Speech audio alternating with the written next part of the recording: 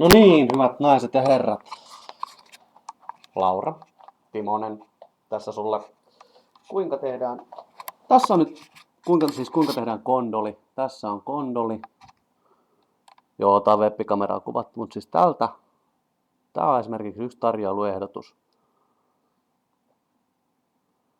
Kuppiin sitten voi laittaa vaikka suklaamoussia tai jotain siististiä ja sitten se voi kääntää sen kahva vaikka tonne. Siitä tulee tällä aika makea. Se mitä tähän tarvitaan, jumppapallo pois tieltä, mutta näkyy kaikki tässä. Teippiä, foliota ja lautasliina. Mulla on nyt tässä punainen lautasliina.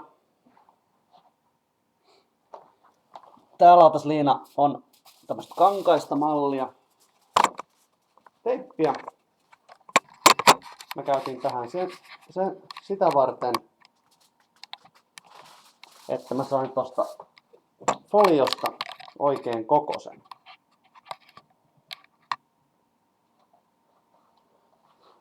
Nyt mä näytän teille, miten tollanen kondoli tehdään. Teippiä käytin sen takia, että folio oli liian kapea. Mä tarvitsin saada siitä vähän leveämmän. Lautasliina, neliönmallinen.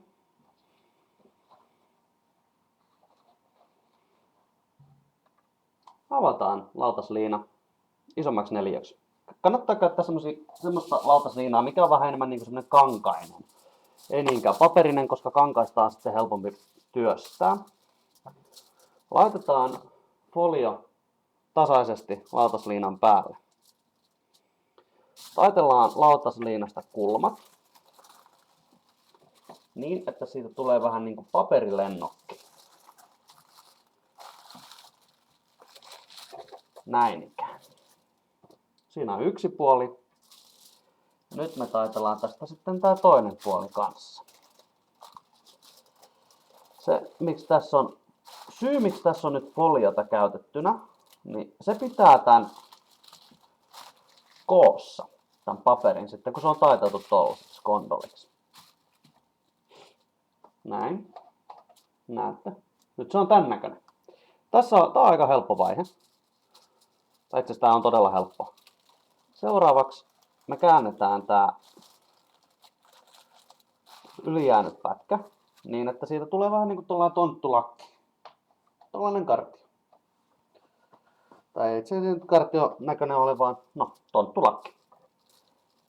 Taitetaan tää vielä kerran puoliksi. Näin, tämähän oli oikein hyvä juttu. Tässä vaiheessa me tehdään tästä etana. Mä teen sen niin, että kun mulla on täällä tää kärki, mä laitan käden siihen päälle. Sormilaava, laitan sen tälleen vähän tästä alkuun. Tulee kaunis. Tästä lähdetään sitten pyörittämään tätä.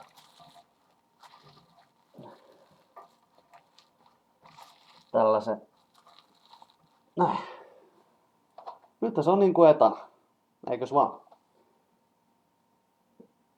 Tällä hetkellä me tehdään tästä semmoinen ihan pikkainen rutistus. Näin. Hyvä. Sitten me avataan tää kondoli. Avataan sitä. Nyt voidaan tässä vaiheessa laittaa tää sillä lailla, että täältä ei näy toi folio niin hirveästi. Se ei sitten pilaa tätä meidän tunnelmaa. Eli tässä mähän teen muuta kuin pikkasen ehkä suoristelen tätä ja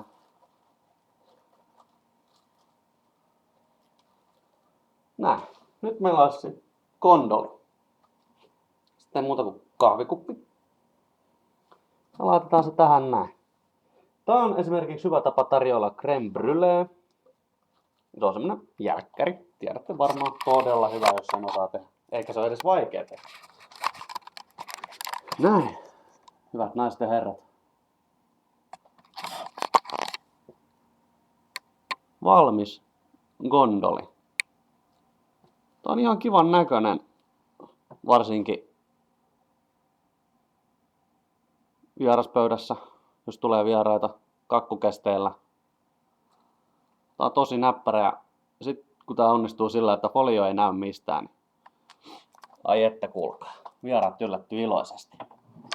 Valmis gondoli.